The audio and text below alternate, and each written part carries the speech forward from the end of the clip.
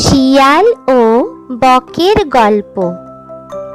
এক সময় এক শিয়াল জঙ্গল দিয়ে হেঁটে হেঁটে যাচ্ছিল।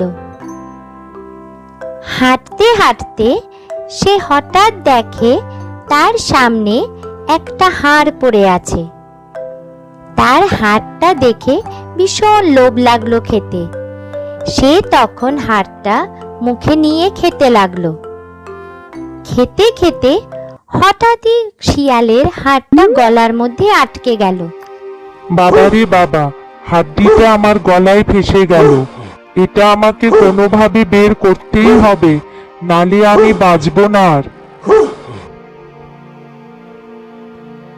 না, এবার আমি যাই, কাউর সাহায্য নিতে হবে আমায় গলার হাড়টা বের করার জন্য।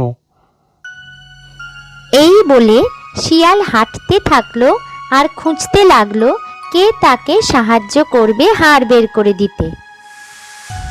যেতে যেতে সে হঠাৎ দেখা পেল খরগোশের সাথে। খরগোশ ভাই, আমার গলায় একটা হাড্ডি ফেসে গেছে। তুমি কি একটু সাহায্য করবে সেটা বের করে দিতে? তোমাকে যদি আমি সাহায্য করি, তুমি আমাকে তারপর খেয়ে নেবে, কেননা কালকে তো তুমি আমার পেছন দৌড়াচ্ছিলে খাওয়ার জন্য। এই বলে খরগোশ ওখান থেকে লাফাতে লাফাতে চলে গেল। শিয়াল মনটা খারাপ করে আবার হাঁটতে লাগলো সাহায্যের খোঁজে। হঠাৎ শিয়াল দেখে বাদর গাছের উপর লাফালাফি করছে। বাদর ভাই, আমাকে একটা সাহায্য করবে? আমার গলায় হাড় ফেসে গেছে। তুমি যদি একটু বের করতে সাহায্য করো তাহলে অনেক উপকার হয় ভাই। দূর মশাই, আমি এখন কলা খাচ্ছি, দেখছো না? আমাকে তুমি এখন ডিস্টার্ব করবে না, তুমি এখন যাও। শিয়াল মন খারাপ করে আবার হাঁটতে লাগলো সাহায্যের খোঁজে। হঠাৎ সে জলের ধারে দেখে বক মাছ ধরে মাছ খাচ্ছে। এই বক, তোমার তো অনেক লম্বা ঠোঁট, আমাকে একটু সাহায্য করবে?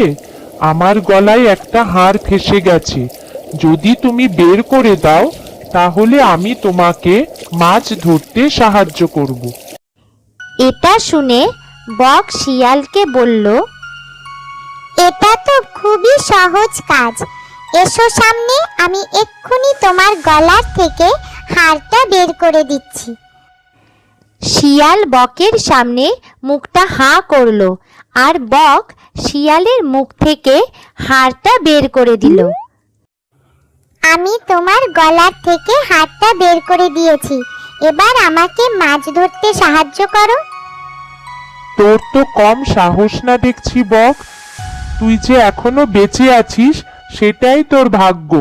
আমার গলার হাড় এখন বেরিয়ে গেছে, বেশি কথা বললে তোকে আমি এক্ষুনি খেয়ে ফেলবো। এটা শুনে বক ভয় পেয়ে গেল আর ওখান থেকে সে উড়ে চলে গেল। এই গল্প থেকে আমরা এটাই শিখতে পারি যে দুষ্ট লোকের মিষ্টি কথায় কখনো ভুলতে নেই।